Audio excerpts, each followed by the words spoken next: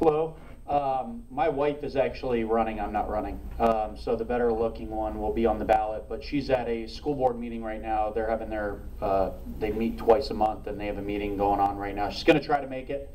Once it wraps up, it's just down the road, so you may see her. But yeah, my wife, Bridget Ziegler, she's running for school board, District 1. She was recently appointed by Governor Rick Scott.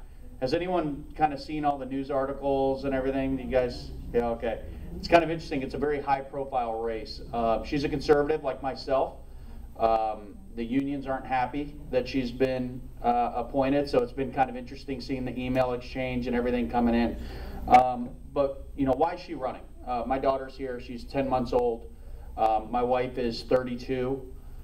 And she has an opportunity now to get on the school board and spend the next, you know, it's a 4-year term to get the school system in Sarasota ready for our daughter.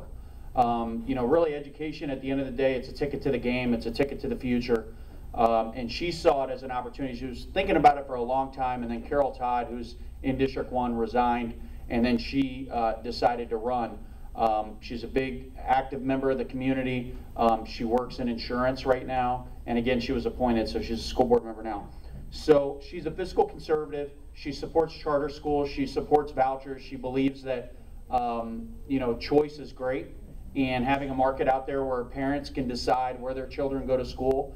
The more we can do that, and the more we can encourage that, the better we'll be. She opposes Common Core, which I know is obviously a hot issue, and I think the other candidates here for school board oppose it as well.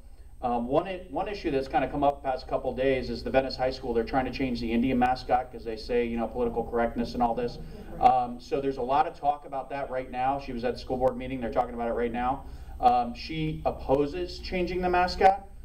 You know, political correctness, it's fine to hear everyone's concerns and take it under consideration, but you know, there has to be a point where you got to watch, you know, how politically correct we become or whatnot. So she's taking the lead on that issue. And this race is a nonpartisan runoff race. There are 4 candidates in the race.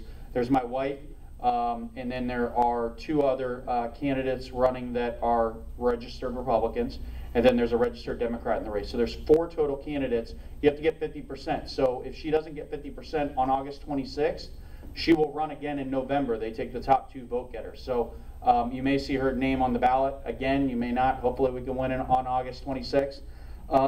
And so I just encourage everyone. I mean, you know, when you get down to the school board, it's hard to really take notice on who's running and, you know, what their platform is. I encourage everyone to do their homework, everyone to vote. Only 24% in Sarasota voted during the last gubernatorial primary, so 1 in 4 votes.